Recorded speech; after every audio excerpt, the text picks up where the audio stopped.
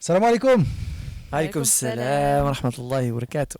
Ah bah, bienvenue à la crèche. Ici, on a la crèche, mais on est dans notre tout nouveau podcast qui s'appelle Entre nous, tout simplement. J'ai jamais vu une crèche comme ça, c'est vraiment très agréable. Ah, c'est une ambiance un peu avignonesque où n'importe quel endroit, on arrive, on peut monter, on en fait un lieu de théâtre. Et là, on en fait même un lieu de podcast. Ouais. Et l'idée de ce podcast, en fait, c'est d'avoir des conversations entre nous. Entre des gens qui font vivre la Sahanout au quotidien, des amis de longue date pour discuter de tous les sujets, discuter de toutes les formes et tout. Et là, ici, on est dans la salle de théâtre de l'épicerie. Et donc, moi, c'est Salim, vous me connaissez. Je vais vous proposer, Nisri, je vais te proposer de me présenter. Je te présente, ok. Voilà, et puis moi, je vais te présenter. Non, on va faire le contraire. Parce que moi, je ne serais pas présenté, Nisri. Voilà, moi, je vais présenter Zaki. Moi, je croyais qu'elle s'appelait Nargis il y a 5 minutes. Merci. Je te présente toi, Zaki, pour commencer. D'accord. Et puis on verra après pour la suite. Donc Zaki, c'est une des personnes que je connais et qui me fait vieillir parce que ça fait depuis longtemps qu'on se connaît. Les premières fois, c'est le mariage de Leïla. On en parlera, le mariage de Leïla, les scouts. Qui était un spectacle, c'était pas un mariage. Ah, c'est un spectacle. C'est un spectacle, parce que quand il le dit comme ça. J'ai pas la ref, en fait. Voilà. Ouais, c'est vrai. C'est vraiment un des précurseurs aussi au niveau du théâtre à Bruxelles. Le mariage de Leïla. Et donc, tu as eu après une longue carrière dans le marketing digital, chez Molengeek, chez Salesforce. Et aujourd'hui, tu as lancé, c'est pas une formation, c'est plutôt un accompagnement qui s'appelle Tariqa Pro, que j'ai rejoint en début d'année, et qui est dédié à l'entrepreneuriat musulman. Exactement. C'est correct ? Ouais, c'est exactement ça. Je pense qu'en tant que musulman, il y a certaines spécificités dans notre manière d'entreprendre, dans la vision du monde, les objectifs de vie. Et je voulais juste aligner, remettre du sens dans la manière dont on entreprend. Parce qu'on a trop tendance à aller copier les Américains avec les dernières stratégies. Et je me dis, en fait, tu ne peux pas juste copier. On a une autre philosophie de vie. Donc, on essaie d'accompagner les entrepreneurs. Et effectivement, tu fais partie des gens que j'ai le plaisir d'avoir dans ce collectif. Barakallahu fik. Fik barakallah. Et alors, Nisri, sans N. Oui, sans N à la fin. Voilà. D'où ça vient ça ? Il y a un N qui a été oublié à la commune en fait. ou... Mon père, quand il est parti m'inscrire à la commune, il a fait un peu la chasse au prénom. Tu vois, il voulait un peu un prénom original qui était beau. Et il a entendu Nisrine. Sauf qu'en fait, il a entendu Nisri au lieu de Nisrine, vu que c'était à l'oral. Et quand il est parti m'inscrire à la commune, il a écrit Nisri sans N à la fin. Et moi, vu que je suis artiste, tu devais me présenter, mais voilà. Non, je suis artiste et que c'est original. Voilà. Tu tiens à cette lettre. Je tiens à cette originalité, quoi. Cette absence de. Comme ça, elle reprend tout le monde. C'est pas une absence, c'est un nouveau prénom, c'est une créativité. Okay, c'est ton prénom. Mais donc, toi, tu fais du théâtre ici chez la Sahanout depuis avant le Covid, depuis 2019, si je ne me trompe pas, ou pendant ? C'était 2020 ? Pile poil au début du Covid. Pile poil au début. Ouais. Voilà. Alors, il y avait un type qui avait dit juste avant qu'on commence, les gars, éteignez vos GSM. Je te jure que j'ai dit ça. Il s'appelle Zaki. C'est lui qui l'a dit en plus. Et on doit éteindre votre téléphone. Quand j'enregistre des podcasts, c'est toujours un imbécile qui oublie d'éteindre son téléphone. Et aujourd'hui, cet imbécile, c'est moi. Alors, donc, toi, tu fais du théâtre ici. Tu as commencé dans les ateliers à l'époque avec Alice. Tu as fait les ateliers pendant le Covid. Ouais, c'est ça. Tu fais du théâtre forum ici. Tu fais de l'écriture. On a fait un voyage aussi en Bosnie. Ouais. On en parlera. Et à côté de ça, tu as pas mal d'autres activités dans le cinéma où tu fais aussi de l'écriture, des résidences artistiques, des courts-métrages. Et donc, moi-même aussi, je suis là aussi pour en apprendre aussi sur tout ce que tu fais parce qu'on fait courir dans toute la journée ici chez la Sahanout. Est-ce que je t'ai bien présenté ? Oui. Okay. Oui, franchement, ouais. T'as oublié qu'il était photographe ? Ah, machallah, c'est vrai. T'as vu, on vient de se rencontrer aujourd'hui, il en sait plus que toi. Je me suis intéressé à elle, je sais pas pourquoi je t'ai coincé. Des belles photos. Ouais. Ah, merci. Et tu les as jamais vues ? J'ai jamais vu. Je sais qu'elles font des belles photos. Du coup, tu sais qu'elles sont belles. Tu te mouilles pas. Hein. Je sais plus si j'ai déjà vu sur ton fil. Je vous laisse me présenter, tiens. Alors, Salim, je sais que tu as fait une longue carrière dans la tech chez Vandenborg et que tu as commencé tout en bas en tant que vendeur et que tu as monté progressivement les échelons de par ton travail, etc. Tu t'es imposé par ton style de management qui était hyper efficace, etc. Et parallèlement, tu as pris goût au théâtre et tu es un des rares fous qui a voulu concrétiser plus loin. Parce que moi, je t'ai connu effectivement avec... la Sahanout avec la toute première pièce, 380 jours. Fruits étrangers à ce moment-là. Fruits étrangers, ouais. Fruits étrangers. Et je me rappelle, c'était une belle période parce qu'à cette période-là, il y avait le mariage de Leïla qui tournait bien. Ouais. Il y avait Fruits étrangers. Il y avait La vie, c'est comme un arbre. La vie, c'est comme un arbre, oui. Et aussi Abdel en vrai qui faisait du stand-up. Ouais, ouais. Donc il y avait une belle offre à Bruxelles. Tout le temps des trucs à aller voir. Et c'était une Il y avait un époque. article dans Le Soir qui s'appelle Quand les Arabes font leur scène. Et là, ils ont pris tous les Arabes qui avaient rien en commun à part le fait d'être Arabes. Et donc, il y avait les barons, il y avait le mariage de Leïla, il y avait etc. Pour dire, voilà, les Arabes font leur scène. Enfin, font une scène même, je crois. Ouais, C'était ça ouais. la titre. On nous a toujours catalogué dans le truc diversité. Et nous, c'était un amusement. Et puis toi, tu es un des rares fous qui a dit je vais aller plus loin quand même Ouais. avec Ras El Hanout. Ok. Alors toi, Nisri, tu m'as connu plus tard. Oui, je l'ai connu plus tard. C'est le directeur artistique de Ras El Hanout. C'est classe, hein. T'as vu? Et Je l'ai connu, il faisait des affiches. Il disait, venez, on va faire une pièce. On est passé sur BXA, ça va bientôt être diffusé. Et alors, il dit artiste, comédien. Non, je dis directeur artistique. Il dit, ah oui, bien sûr. Je dis, ouais, il y en a qui d'autre? Il n'y en a pas d'autres comme moi. Donc, non, il faut le mettre. Mais Ouais. C'est tout? tu peux, il s'est jeté des fleurs tout seul, en Ah, fait. bien sûr. Ouais. Il faut pas hésiter à le faire parce que beaucoup de gens ils le font pas pour toi. Donc, Ouais, c'est vrai. Non, mais c'est vrai. C'est vrai. Ah là, je sais même pas juste le faire. J'ai juste dit ce que je fais. Ok, Je n'ai non, même, mais pas dit que je le faisais bien. Mais Je sais pas si je le fais je bien. sais que, je sais plus si c'est après le Covid que tu as vraiment pris ton rôle à Ras El Hanout à temps plein au lieu d'être à mi-temps chez Van der Boer. ah ouais. Van den Borre. Pourquoi toi tu connais que Mediamarkt en fait? Et moi, en fait, j'ai une excuse, je suis espagnole, en fait. Et quoi, les Espagnols sont. Les Espagnols sont cons, si vous l'avez compris. Pardon. Non. Alors, on va biper, hein, il y a des mots. Les Espagnols, ils connaissent sont- pas ils sont- les supermarchés. Tu vois. Non, mais moi, je suis venue ici à 11 ans, donc vos rêves, Van der Boer et tout, j'ai pas. Quoi? Ok. Ça, C'est vrai des que, excuses qu'on sort. c'est vrai que l'âge d'or de Van der Moor, il est un peu passé. Hein. Les magasins, ils sont fatigués là. Ah, bah écoute, c'est même tout le retail en général. Hein. C'est vrai. Ce qui est marrant, c'est qu'à l'époque, nos gros concurrents, effectivement, c'était Mediamarkt, puis Coolblue arrive, Bol, enfin, tu vois l'Internet. Et en fait, tu dis aujourd'hui, le concurrent, c'est même plus Internet, c'est la Chine. Ouais. Et c'est pour ça, par exemple, là, effectivement, ils ont les mêmes actionnaires, hein, CEC Économie, etc. Mais tout ce qui débarque de Chine. Et donc, ouais, moi, j'ai connu chez Van den Borre, même en France, hein, beaucoup de transformations comme ça, mais des grosses ruptures. J'ai connu Nokia, numéro 1 mondial, des téléphones, des smartphones. Et T'as connu puis, ça, ça s'est toi écroulé. Ouais. Nokia, la marque de téléphone. Le Tu connais le machin, 3310 là, Tu connais le 3310 le machin truc là, carré là. T'as eu un C'était 30 T'as déjà tactile vu ou un pas 3310 C'était dans la main? tactile. Ils ont essayé de faire des tactiles, mais quand tu appuyais sur un bouton, tu avais le temps d'aller aux toilettes et de revenir pour voir la suite. Le tu vois. 3310, tu pouvais te battre avec. Waouh. C'était une arme blanche. Mais ils l'ont ressorti. Ouais, Mais non, du coup, c'est devenu une nouvelle mode, des gens qui veulent pas trop être connectés. Ah, mais il y a Le que téléphone. ça. Mais même moi, je suis en train de réfléchir si pas m'acheter. Vous voyez les téléphones que tu peux claquer. Genre, si À jamais tu clapper. disputes. À clapet, ouais. Ouais, genre si jamais tu te disputes et tout, t'es en mode Tu vois, c'est C'est ça. pas elle qui écrit vos spectacles. C'est juste- Bah, c'est comme ça qu'on fait. Parce que, en fait, ça, tu te rends compte aussi, on n'attend pas tous les mêmes rêves. Tu vois, Nisri, tu découvres les clapets, mais pour nous, c'est vieux. Mais moi aussi, Mais à c'est ça l'époque, aussi, les moi, modes, je hein. Comment suis tu fais un âgée, hein. appel? Comment tu fais un appel? Mais moi, Attends. je suis de l'époque. Ah ouais, ça, aussi. c'est une vieille rêve. Bah ouais, mais moi, Parce que quand tu demandes aux jeunes aujourd'hui de faire un téléphone, il faut pas ça. Faut ça. Bah ouais, mais moi, j'ai pas ce réflexe-là. Mais moi, je suis vieille, on dirait pas. T'es quelle année toi? 2003. Ouais, t'es 2000. Tout ce qui est 2000. Ce qui est trop marrant, c'est que moi, je vois des jeunes ici grandir. Et puis, tout d'un coup, ils disent ouais, les jeunes aujourd'hui. Je dis mais toi, t'es qui, tu vois? Non, mais il faut pas C'est- nous associer avec les jeunes d'aujourd'hui. C'est quoi les jeunes d'aujourd'hui? catastrophe. Skibidi Toilet. Mais ça, c'est vieux, ça, t'es déjà en retard.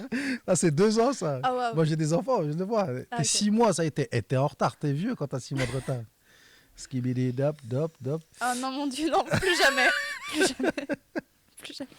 Ben, on va parler ici de ce que fait Ras El Hanout, de ce que chacun vous faites. Et puis ici, j'avais envie de parler de la notion d'entrepreneuriat.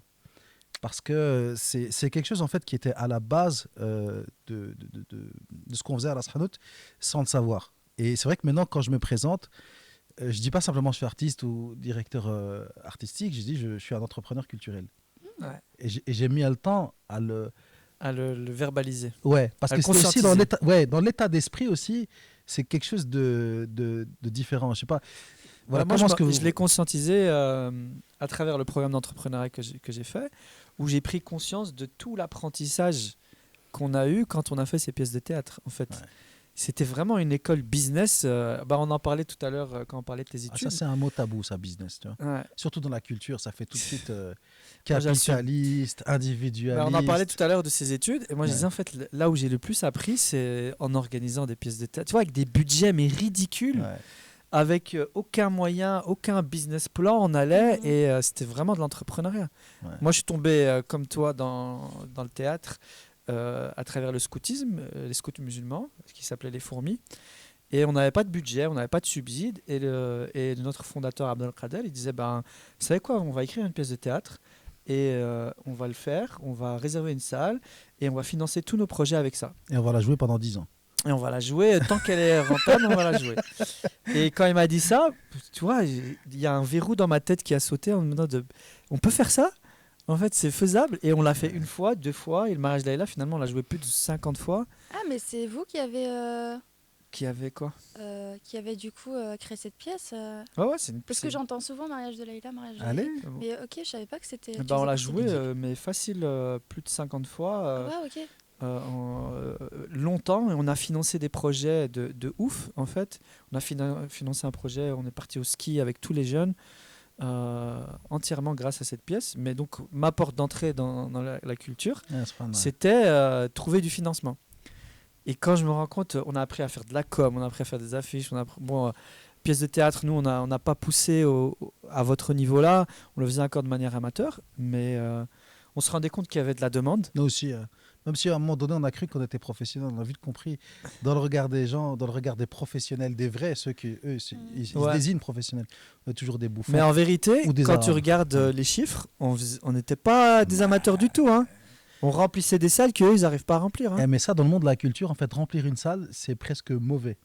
C'est-à-dire qu'en fait, Ah ouais la culture, c'est quelque chose que, tu vois, qui est très singulier, tu vois. Et donc, s'il y a 15 personnes dans la salle et qui se posent beaucoup de questions, qu'ils n'ont rien compris à la fin du spectacle, c'est bien. Ah, mais Ouais. c'est comme C'est dans les recherché. films, tu vois, les films que personne comprend, mais que les gens qui aiment bien le cinéma, ils sont en mode ouais, ça c'est un vrai film et tout. Ouais.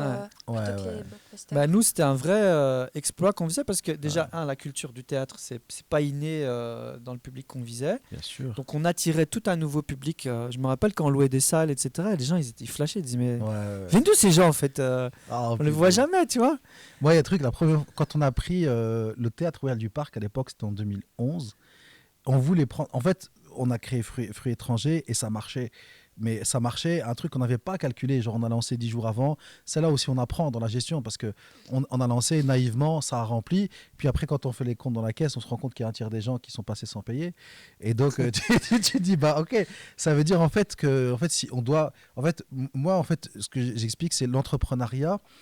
Pour nous, c'était même pas une finalité, c'était un moyen d'exister. Exactement. C'était un moyen de créer nos spectacles, un moyen de rencontrer nos publics et un moyen que ces moments existent parce que sinon, tu n'as pas ces opportunités. Et donc, tu es obligé de prendre le chemin qui est le plus dur, qui est de louer une salle, de prendre le risque et tu es obligé de remplir ta salle pour couvrir tes frais.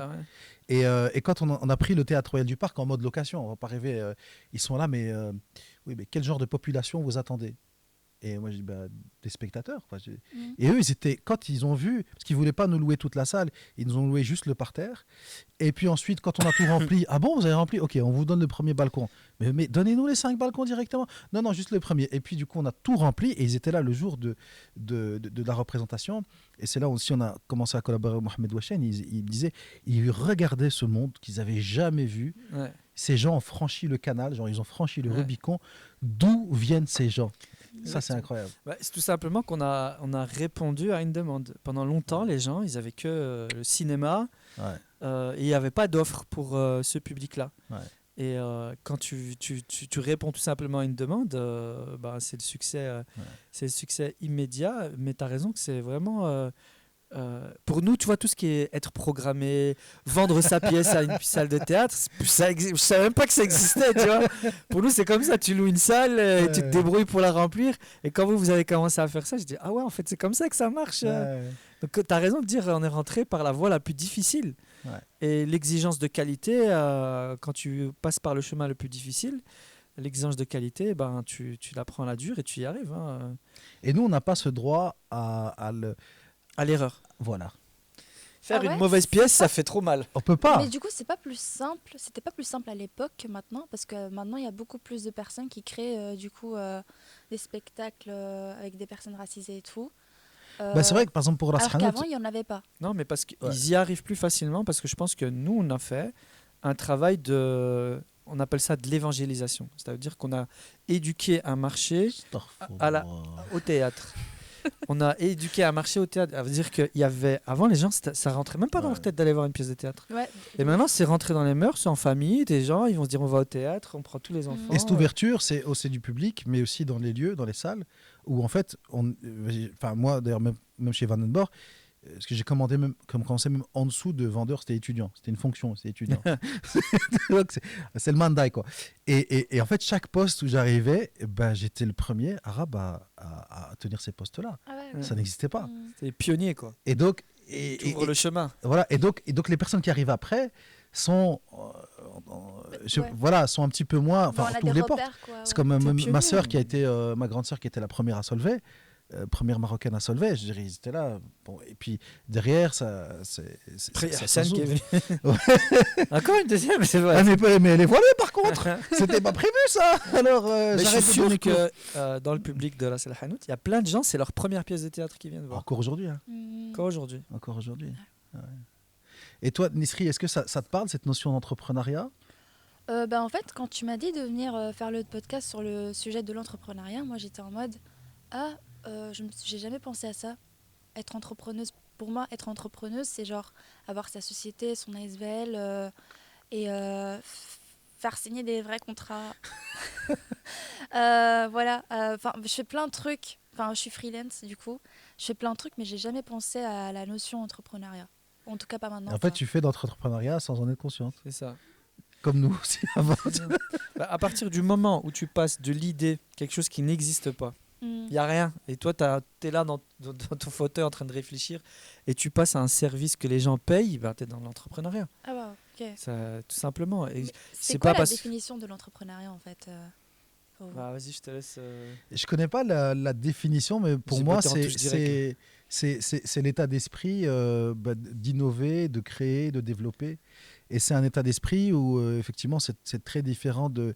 Et je le vois chez Ras Hanout. D'ailleurs, ma soeur Hassan faisait des tests à l'époque à l'épicerie. Quand il y avait des entretiens d'embauche, elle n'indiquait pas le chemin. La porte était ouverte en bas. Et en fait, il fallait trouver son chemin jusqu'en haut. Parce que c'est un parcours pas très fléché. Pas très... Et il y a des gens qui étaient tout de suite angoissés et paniqués. On avait compris que... Ça allait c'était- pas le faire. Et puis, il y avait des gens qui avaient cet état d'esprit débrouillard. Ouais. Et cet état d'esprit... Et il y a une fois, il y a une personne qui m'a posé la question. Il dit, mais comment tu fais pour embaucher des gens sans savoir que tu vas pouvoir les payer à la fin du mois? Et je leur ai dit, mais moi, je suis comme l'entrepreneur.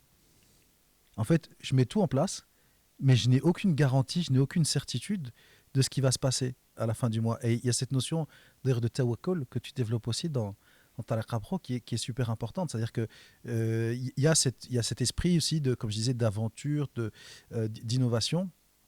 Et puis il y a des entrepreneurs effectivement qui sont plutôt dans le business, dans le digital. Moi, je suis un entrepreneur culturel, les entrepreneurs sociaux. Et il y a ce qu'on appelle d'ailleurs les entreprises à but. Comment on appelle ça encore? Baptiste, comment on appelle ça? Entreprise à but non lucratif. À but, non, c'est pas à but non lucratif. C'est une SBL. Ouais. Ouais, non, à but social. Non, à entreprise, ça reviendra peut-être après. Économie sociale? Ouais, alors ça, c'est Yassir. Merci, Yassir. Ça me reviendra. À profit social. Merci, Yassir, tu m'as mis sur le chemin. C'était Baptiste. Hein, je sais pas. C'était Baptiste? Ouais. Les entreprises à profit social. C'est-à-dire qu'en fait, le profit, nous passons dans la Hanout, il n'est pas redistribué à travers des dividendes dans des actionnaires, il n'y a pas d'actionnaires.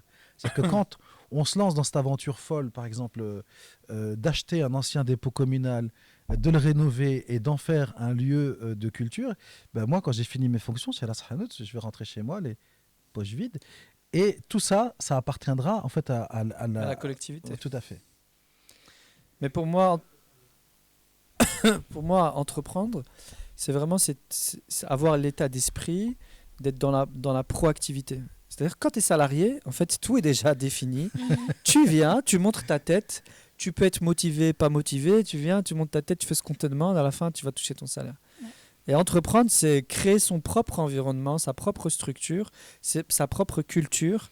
sa propre culture d'entreprise. Et c'est toi qui définis tout. Et là, Ras El Hanout, c'est un écosystème qui est unique, je pense, en Europe. Parce que voilà, c'est nous, on a défini les règles, quel type de théâtre, quel type de truc. Et si tu ne te bouges pas, il n'y a personne qui va venir voir tes pièces. Il n'y a pas de... Tu vois. Et je pense que de toute façon, tout ce secteur, il va vers ça. Il va vers ça parce qu'on le voit bien que les subsides sont en train de fondre à vue d'œil. C'est une boucherie. Et tu vas voir que toi, tu vas beaucoup mieux résister que tous les autres qui vont devoir découvrir comment ça marche. Ouais. Et je suis ça, sûr que c'est tu pourras l'état vendre des d'esprit. formations très intéressantes. Mais tu sais, moi, je pense qu'aussi l'esprit d'entreprise, ça peut exister même chez des salariés. Parce que moi, par exemple, j'étais chez Vandenborg et j'étais juste vendeur et je faisais plein de trucs en plus. Ouais. Pas simplement Moi, des j'appelle heures. ça du gâchis. T'as rien à faire dans le salariat quand t'es comme Non, ça. non, parce que j'ai beaucoup appris. Et en fait, il y a beaucoup de choses que j'ai appris dans ce boulot-là qui m'ont nourri ici. Parce qu'en fait, il y a beaucoup de gens, par exemple, moi j'étais vendeur, mais je développais du merchandising. C'est-à-dire, je rentrais chez moi le soir, je faisais des designs, puis je faisais imprimer, j'arrivais, je faisais du merchandising sur les offres télécom, etc. Et tu avais les collègues qui disaient, mais pourquoi tu fais ça? T'es pas payé. Et moi, je dis, mais moi, j'apprends. En fait, c'est ça aussi que les gens, souvent, ils regardent, ouais, je veux être payé sur le moment, mais moi, j'apprends, je développe des compétences. Ces compétences, je les prends avec partout où je vais.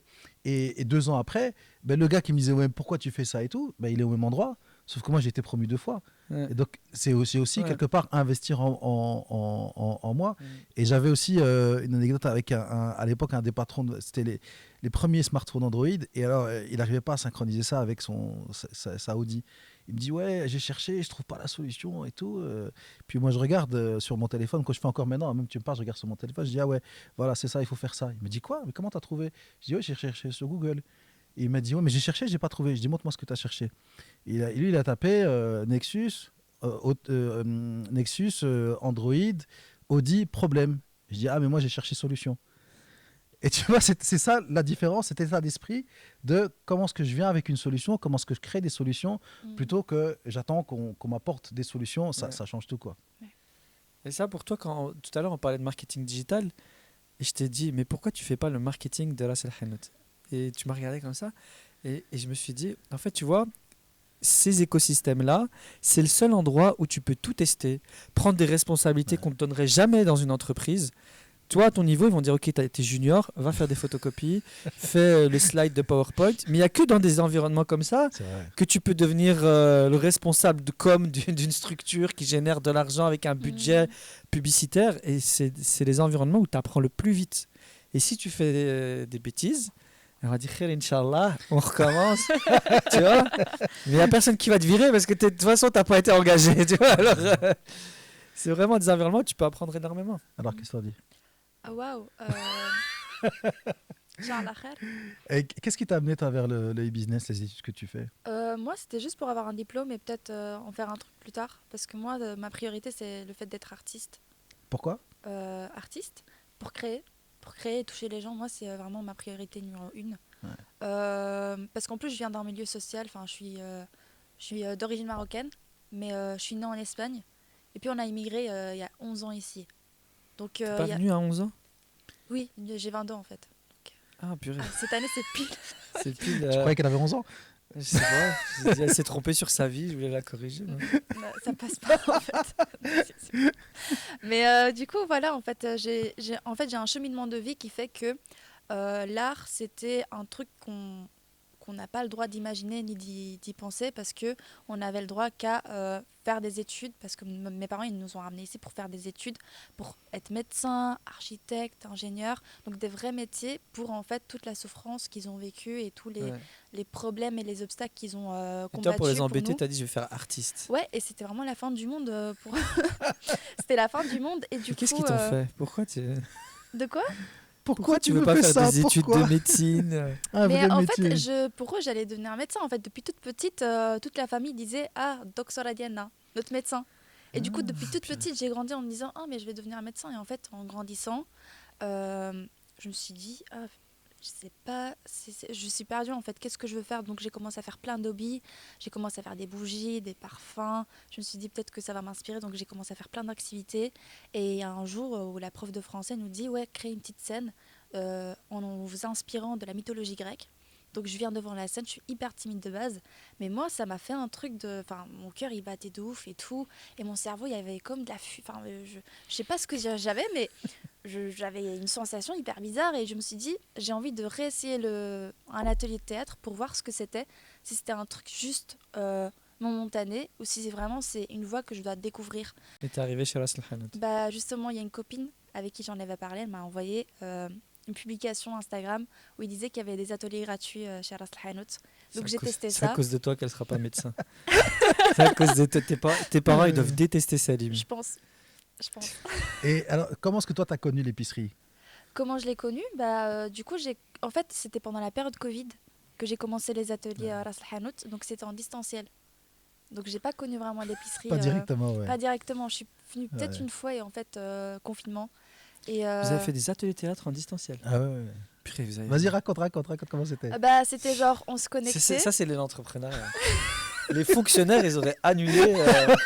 Tu vois, ils auraient dit, bah écoute. Voilà. On avait des devoirs et tout. Mais en fait, c'était plus un atelier d'écriture. Donc, c'était, on se connectait, on nous demandait comment ça allait.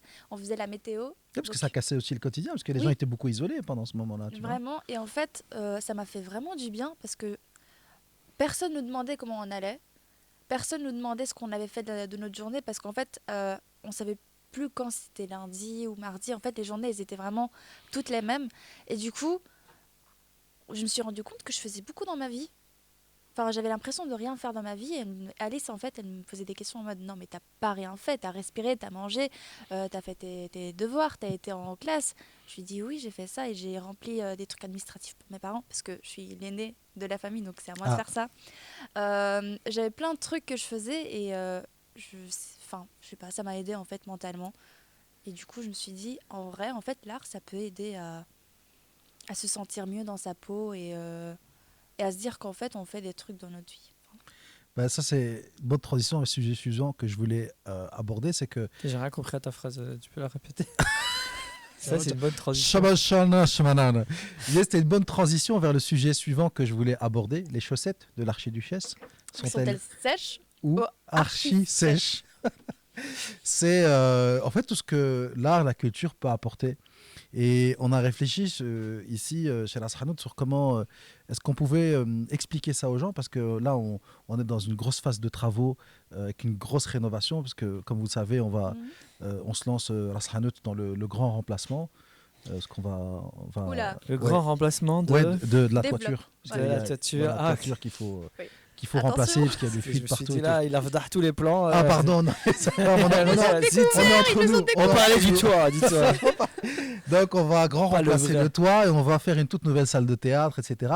Et il y a ce truc, on sait très bien, comme tu l'as dit Zaki, on pourra l'expliquer un peu, c'est tout ce qui est subside très très compliqué. Et en fait, mais depuis le début, même l'histoire de Ras Hanout, c'est de faire des choses qu'on ne croyait pas possibles. Acheter ce dépôt, ça représentait 900 000 euros d'investissement. Moi, quand tu m'en as parlé, je me suis dit, mais dans quoi tu t'es foutu? Ouais.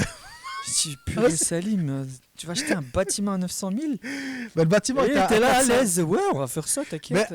J'étais un peu inconscient parce qu'on était contaminé par la folie de l'Hikma, parce qu'on était hébergé chez eux un moment. Parce qu'avant d'être chez eux, on était dans un centre culturel où on nous a mis dehors parce qu'il y avait des tapis de prière qui traînaient dans le local qu'ils nous avaient prêté, dans notre local. Du coup, on était hébergé à l'Hikma et on a vu comment ils récoltaient des fonds après. Évidemment, on s'est vite rendu compte que ça n'est pas aussi facile. Culturel, qui a un centre, qui est une mosquée, à Forêt, une école aussi fondamentale, qui primaire. a ébloui tout le monde avec leur capacité de récolte de fonds. Ouais, incroyable. Et là, tu as dit purée, en fait, il y a moyen, il y a de l'argent, mais il y a moyen. Faut juste savoir comment aller chercher. Voilà, mais ça n'a pas du tout fonctionné comme Hikma, évidemment, parce que surtout dans nos communautés, la culture elle est vue comme quelque chose d'accessoire, quoi. En fait, récolter de l'argent pour une mosquée, c'est assez évident. Ouais. Pour forer des puits, pour distribuer de la nourriture, c'est évident. Mais dès que tu vas dans autre chose, les gens ils sont pas assez sensibles à ça. Et donc nous, ici, toute la campagne qu'on développe, c'est de parler de la baraka. La baraka qu'il y a dans les ateliers théâtre, la baraka dans les spectacles qu'on propose, dans les liens qu'on crée dans la société. Voilà. Comment est-ce que vous ressentez, vous, cette baraka? Est-ce que vous la sentez au quotidien, dans les publications qu'on peut faire, dans les spectacles qu'on propose, dans les ateliers, dans les moments? Moi, je pense que les gens, en fait, ils comprennent pas pourquoi des pays comme les États-Unis investissent autant d'argent dans les films, dans la culture, etc. Parce qu'ils ne se rendent pas compte à quel point on est influencé par ça. Moi, je l'ai déjà cité plein de fois, Youssouf Islam aux États-Unis, en Angleterre, il a construit un réseau d'écoles musulmanes. Des écoles vraiment top qualité, très très très bon niveau. Et il disait, donc il a construit tout le cycle scolaire. Donc chez eux, en Angleterre, tu peux suivre dans des écoles islamiques, dans des écoles musulmanes de la primaire, maternelle, secondaire, etc. Et il disait, moi je peux travailler pendant 10 ans sur l'éducation d'un enfant. Il suffit qu'il sort et il va voir un Marvel ou un film américain et il sort avec une fascination pour l'armée américaine. Tu vois? Et en fait, c'est là, quand j'ai entendu ça, je me disais, en fait, on sous-estime l'importance de la culture. Les États-Unis, ils mettent un budget de dingue dans le matériel militaire qu'ils mettent à disposition. Je ne sais plus qui me disait qui a sauvé. Ça, c'est moi. C'est toi qui l'avais dit. Hein. Je l'avais vu, mais effectivement, je ne sais pas si tu avais entendu, c'était un sondage. Enfin, c'est 2 sondages. Un, au sortir de la Deuxième Guerre mondiale, on demandait aux gens qui a le plus contribué à la défaite des nazis. Et les gens disaient les soviétiques. Et ce sondage a été refait récemment. Et les gens disent les Américains. Et qu'est-ce qui a changé entre-temps? C'est qu'on a été inondés de séries, de films qui nous valorisent que le patriotisme, les héroïsmes américains, tout ce qui a été développé, alors que historiquement, c'est plutôt les soviétiques. Exactement. Et donc moi, je considère que ce que vous faites avec Ras El Hanout, c'est probablement une des meilleures campagnes contre l'islamophobie, par exemple. C'est-à-dire, pour combattre, on est dans un environnement aujourd'hui où on attise la haine. Les politiques attisent la haine, les médias attisent la haine parce que c'est facile à vendre, ça fait des clics, etc. Et face à ça, on a des institutions comme le collectif contre l'islamophobie, des choses comme ça, des gens qui intentent des actions en justice. Mais pour désamorcer ça en amont, Ras El Hanout, vous créez des lieux d'échange, des gens qui enfin peuvent rencontrer des vrais musulmans plutôt que de regarder des reportages qui font peur. Et ça, c'est des campagnes contre l'islamophobie surpuissantes. Parce que c'est juste vrai, tu vois. C'est revenez dans le monde réel, rencontrer les autres. Et donc, pour moi, l'importance de votre travail, il se situe aussi dans ça. C'est-à-dire utiliser un outil qui est trop négligé par d'autres personnes. Nisri, qu'est-ce que t'en dis? Comment tu vois la baraka, toi qui travailles là-dedans aussi au quotidien, presque maintenant? La baraka, je sais pas. Je sais pas vous dire. Ouais. Je sais pas vous dire. Mais pour moi, la baraka, c'est le partage.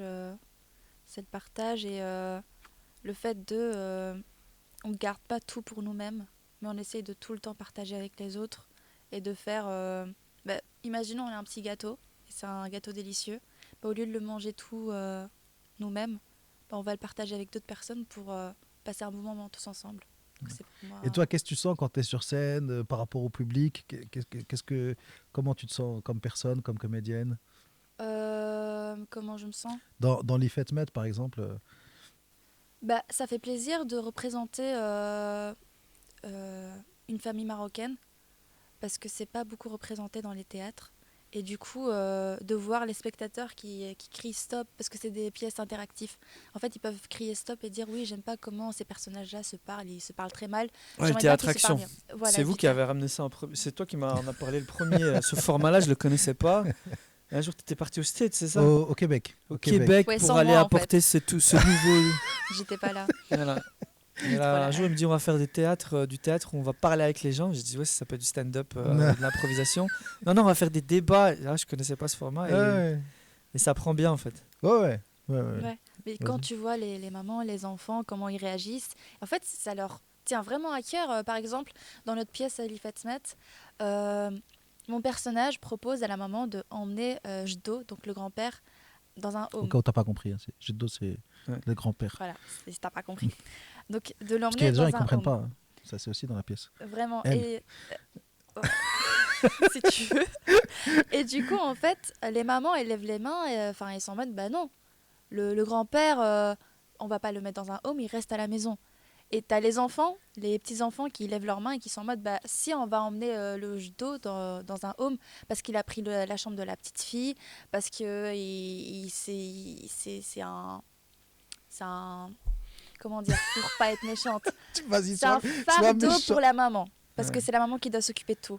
Et en fait, quand tu vois les différentes mentalités et les mamans qui se rendent compte qu'en fait leurs enfants, en fait, ils ont cette mentalité de les vieux, c'est dans un home. Il y a des discussions en fait Ouais. qui se créent entre eux. Ouais. Et du coup, ouais. Ça, c'est super important. Ouais. Les lieux d'échange, de discussion, de débat. Tu vois, à l'ère des réseaux sociaux, on ne se rend pas compte à quel point les gens ils sont pauvres dans la sociabilité. Ouais. Ils rencontrent plus des gens. Et les réseaux sociaux, comme c'est ma spécialité, je vais vous faire un petit cours. Les algorithmes des réseaux sociaux fonctionnent pour t'enfermer dans des cercles de gens que tu connais. Et donc, ça enferme les gens en réalité. Ouais. Donc, si tu fréquentes que des blancs, ben, sur les réseaux sociaux, tu vas voir que des blancs. Pareil pour nous, tu vois, et ça enferme les gens. Ouais. Et les lieux comme ça, ben, ça permet d'avoir des échanges. Surtout que parfois, vous programmez des pièces dans des théâtres, des coins perdus. Je me dis, en fait, c'est peut-être la première fois qu'ils voient Ouais, c'est ouais, longtemps. c'est vrai. De À Ouattara, le bois discuter. fort. Voilà. Là où il y a Ah ouais, les quand même. écureuils, ouais. Ouais, ça, c'est formidable. Mais tu quand sais, même. des fois, c'est aussi au sein des familles, parce que c'est des sujets en atelier théâtre. Il y a des gens qui viennent en famille maintenant. C'est super important. Ça fait un petit temps qu'on fait des ateliers intergénérationnels. Et donc, parle-nous un peu de l'atelier que tu avais mené à Bizet Oui, en décembre dernier. Alors, t'avais un petit garçon qui avait genre 11 ans et t'avais une mamie qui avait 88 ans. Et on a fait tous un atelier avec des mamans, enfin oui, des mamans, des enfants, une fille de 18 ans. Et en fait, tout ce mélange-là, ça a fait que inconsciemment, ils ont choisi de créer une scène où ils étaient tous une famille. Et en fait, ce qui est revenu souvent, c'est que les petits-enfants, ils disaient qu'ils n'avaient pas vraiment beaucoup de moments de discussion avec leur famille. Et la mamie, en fait, elle était en mode, ouais, je me sens un peu seule, j'aimerais bien avoir des discussions et tout. Et Et en elle a fait, besoin de raconter son histoire. ben oui, elle nous a raconté des histoires et tout. Et les enfants, ils étaient comme ça, ils écoutaient, ils aimaient bien écouter la grand-mère parler et tout. Et franchement, il y a un truc qui s'est créé. Ouais. Et vraiment, ils sont tous devenus comme une famille. C'était tellement Et beau je à suis voir. sûr, ce moment, tu vas jamais l'oublier. Mais franchement, non. Et des gens d'une même famille, en fait, découvrent des choses sur eux-mêmes, sur elles-mêmes, dans un atelier théâtre. Ils vont pouvoir aussi discuter de ces choses-là, comme par exemple la question du home. C'est un grand tabou. Mais dans notre famille, on se pose la question parce que, en fait, on a tous des maisons qui sont pas si grandes que ça maintenant. Et donc, il y a culturellement, et puis il y a physiquement aussi, comment ce qu'on fait, matériellement, c'est pas si évident. Mais, et par exemple, cette pièce-là, quand on la joue selon les lieux, selon les publics où on joue, ça donne des résultats Complètement assez différents. Ouais, ouais. Ouais. Je me souviens une fois, il y avait des publics plutôt blancs, et là, par exemple, la question du home, bah, ils disaient, ben oui, mais bon, c'est aussi pour le bien-être. En fait, il faut comprendre que aussi bien pour les gens qui vont s'occuper du grand-père, mais en fait, c'est pas facile. Mais même le grand-père aussi, il a besoin de soins, etc., etc. Alors que pour d'autres, c'est non. Et tu sentais que c'était quelque chose de viscéral. Oui. C'était non, on ne fait pas ça. Et une fois, effectivement, en représentation dans une école, bah, des ados, et ils disaient, bah ouais, mais exactement ce que disait Nisri. Ouais, mais en fait, du coup, le judo, il est arrivé à la maison, mais il a pris la place de la petite fille. Et puis, ce qui est super intéressant aussi, c'est ces questions des langues aussi, des Mhm. transmissions de langues. Et dans le travail qu'on fait dans la Sahanout aussi, Ouais, ça fait un j'ai petit jamais temps. compris ça. Vous faites des pièces en toutes les langues, quoi. Je sais pas comment même vos Ouais. réseaux sociaux, des fois, je vois mais comment ils fonctionnent l'algorithme. Il y a des vidéos en riff, il y a des Ouais, vidéos. c'est vrai que Vous avez fait des l'Ifat pièces Mas, en. il y a C'est du quelle riz. langue? Ingala ou un truc Ah, comme ça non, pas encore. Il y a eu donc la pièce To Write My Life Oui. était jouée donc en arabe, qui était la langue de l'autobiographie de Omar ibn Saïd, qui Mhm. était un homme qui était réduit en esclavage, qui était un érudit musulman originaire du Sénégal actuel et qui a écrit son autobiographie Ouais. qui commence par سألتني أن أكتب الحياة أنا لا أستطيع أن أكتب الحياة لقد نسيت كثيرا من الكلام. Et je ne peux pas écrire ma vie car j'ai oublié une bonne partie de ma langue. Et donc, il y a cette langue arabe, il y a le poulard, il y a le darija, puis aussi l'espagnol, l'italien, ouais. il y a du néerlandais aussi. Mhm. Moi, je joue aussi une pièce. Moi, je joue aussi une pièce où je joue en français et en néerlandais. Mais Faut lui dire Mika, assis-toi, s'il te plaît. On t'entend marcher. Mika, assis-toi. merci de ta patience. Hein. On a bientôt fini. Et donc, en fait, l'idée d'avoir ces différentes langues sur scène, en fait, au début, c'est juste un feeling. Je me dis, il y a quelque chose parce que c'est des langues dont on nous a appris à avoir honte. De ouf. Mais de ouf. Parce que c'est des langues qu'on va parler juste à la maison. Voilà. C'est des langues avec lesquelles on va parler avec nos parents. Mais en dehors de ça, on va essayer de cacher Et ça. si nos parents nous parlent dans cette langue au supermarché ou en réunion de parents, essayer on va de dire répondre quoi? en français. Chouma, mais non, maman, tu vois. Ouais. Et donc là, le fait de les voir sur scène, mais au point du public, ça donnait des trucs de ouf. Genre, et ça, on nous a dit plusieurs fois, en fait, c'était pas vous qui étiez sur scène, c'était pas vous qui étiez sur scène, c'était moi. C'était ma famille, c'était Ouais, mon c'est histoire. Ouais. C'est Ouais. incroyable. Et là, effectivement, de plus en plus, là, on a lancé cette année aussi un atelier qui s'appelle La famille, ça compte, où on va aller, on va aller creuser les contes qu'on a reçus quand on était enfant ou qu'on n'a pas reçus, les histoires qu'on raconte, comme Joha. Tu connais Joha, toi? Celui sur l'âne, là. Ouais, voilà. Imbécile. Mais non, il n'est pas imbécile, justement. Ah, c'est vrai. Toi, tu connais Joha? Non. Nasser Ben Hadja Joha. Ok, je Non, vous en connais raconte une. Aïcha Kandisha, Ça, je Ouais, connais. ouais. On en a Elle veut parlé. travailler l'autre là-dessus. fois. Ouais, ouais. Je vous raconte une brève de Joha. Donc, on l'appelle plutôt Nasser Ben Hadja en Turquie, dans le côté persan, etc. Et donc, Joha, il a un beau turban ici. Mhm. Et il y a quelqu'un qui vient chez lui et qui lui dit, tiens, Joha, Hadja, tiens, cette lettre, c'est écrit en persan, lis-moi cette lettre. Joha, il prend la lettre et il dit, je sais pas lire le persan. Et l'autre, il lui dit, quoi? T'as un turban gros comme ça et tu sais pas lire le persan. Alors qu'est-ce qu'il fait, Hodja? Il prend son turban, il lui met à lui et il a dit, lis maintenant. Donc, c'est des choses qui paraissent un peu simples, etc. Mais il y a beaucoup de sagesse. Je sens depuis tout à l'heure, il est en train de tomber. Ouais, je sais. Non. Voilà. Alors, on va se lancer dans cette belle aventure maintenant. J'en ai parlé tout à l'heure de rénovation de l'épicerie, d'avoir une toute nouvelle salle de théâtre, 228 places. Et d'ailleurs, c'est une discussion qu'on a eue au sein du collectif, dans l'accompagnement, Tariqa Pro, où je suis venu avec des idées. Tu me dis, trop compliqué. Il faut savoir, Zaki, quand tu viens le voir avec une idée, faut travailler ton humilité. Hein, parce que il Non, va se mais- casser directement. Mais c'est trop bien. Vaut Ouais, mieux ouais. que ce soit lui qui te casse que Bah la ouais. vie te casse. Parce que en c'est fait. bienveillant. Moi, Bah oui. je trouve bienveillant. l'approbation, elle n'est pas très bienveillante. Tu vois, les gens qui sont là juste pour valider ce que tu dis, Ouais. t'avances pas. Ils te font perdre du temps. Mais ouais, je te jure. Ils te font perdre du temps. Et là, tu venais avec plein d'idées. Je dis, mais on comprend rien à ce que tu dis. Et, Vas-y, explique-moi l'idée, toi, maintenant, si tu l'as retenue. l'idée, c'est de dire, on va Ok. L'idée, c'est de repartir sur quelque chose qu'on a déjà fait ensemble, moi et toi, justement, parce que c'était une campagne qu'on avait fait, moi et toi, avec Muslim Rangers, et de partir sur l'acquisition de quelque chose de concret. Les gens, ils ont beaucoup plus facile à contribuer quand c'est concret. Quand tu dis, si je te dis de faire un don, tu vas faire un don de combien? Bah, pourquoi faire Non, un montant en général, tu vas donner quoi? 50 €. Je suis étudiante, les gars. Ok, 50 €, tu es généreuse.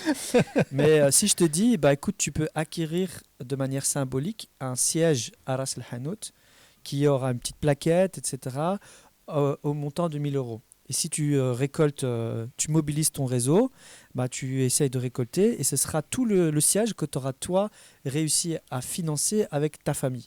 Mhm. Là, au lieu de juste 50 €, j'ai un montant qui est beaucoup plus conséquent et une mobilisation qui est plus grande. Et c'est une petite fierté de dire, là, dans la salle, il y a une vraie plaque où c'est écrit Nargis.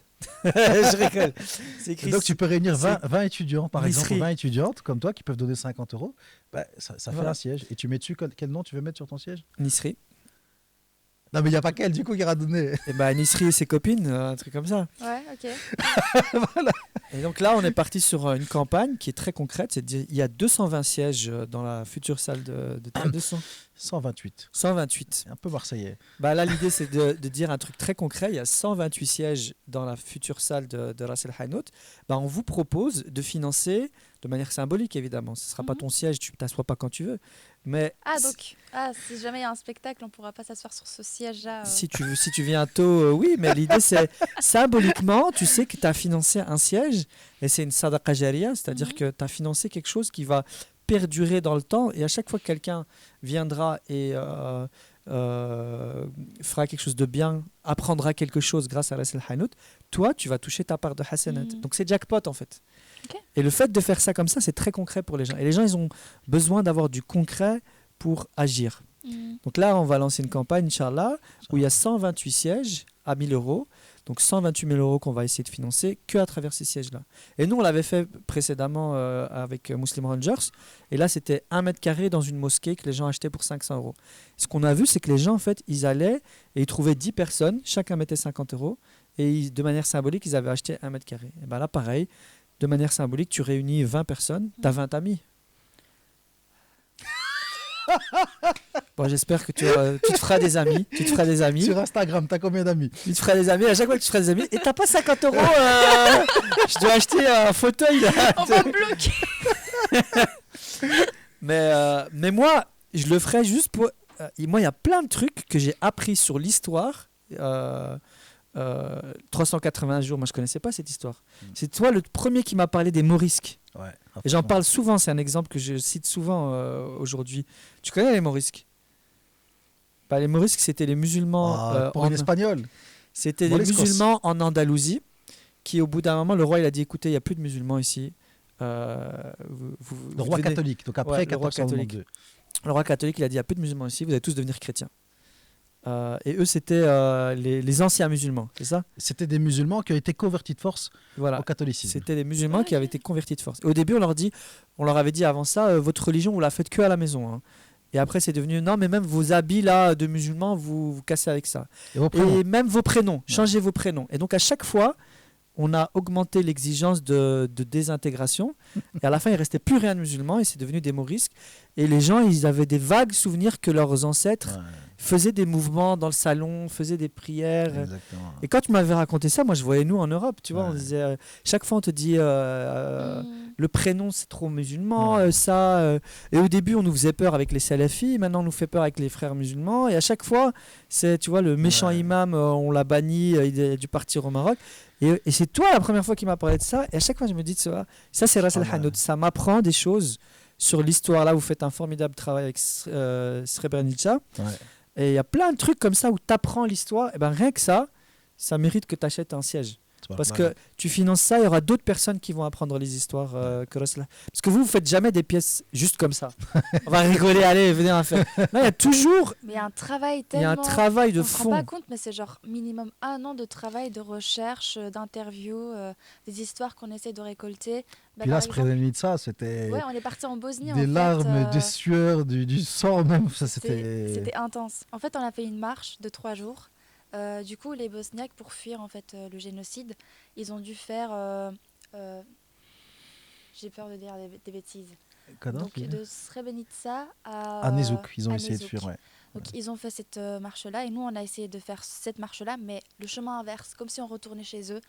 Et du coup, on a entendu plein de récits, de témoignages en fait de personnes qui ont vécu ça.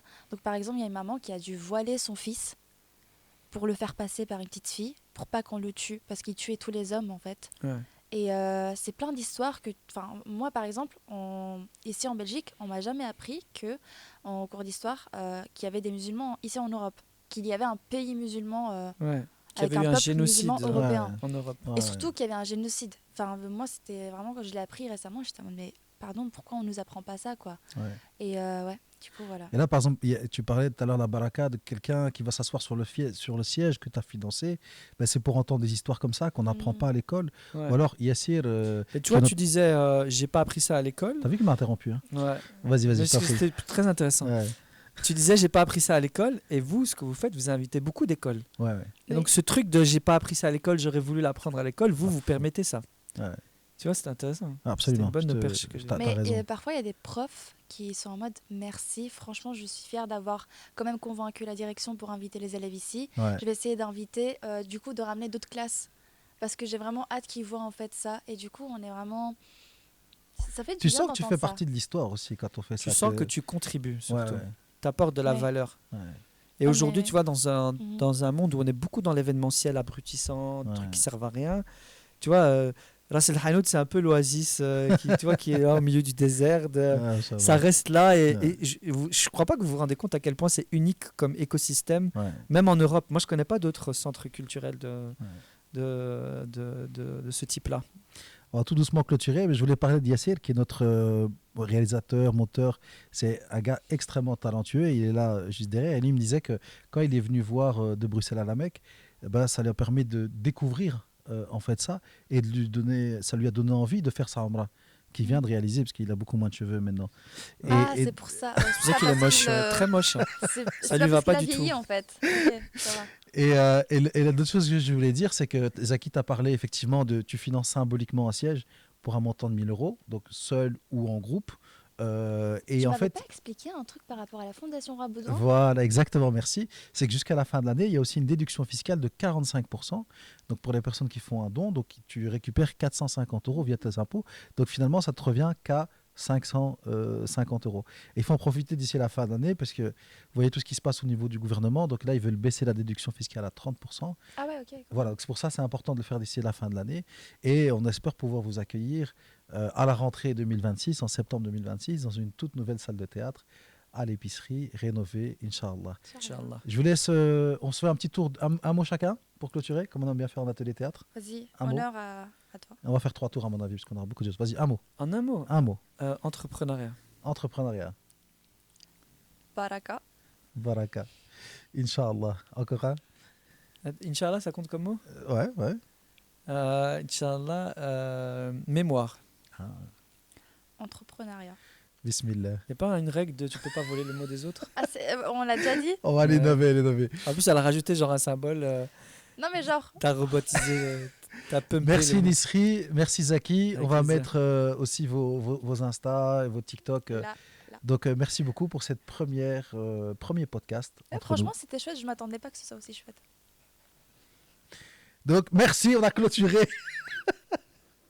Allez, on peut applaudir les gens ici, tout le monde. Hein. Ouais.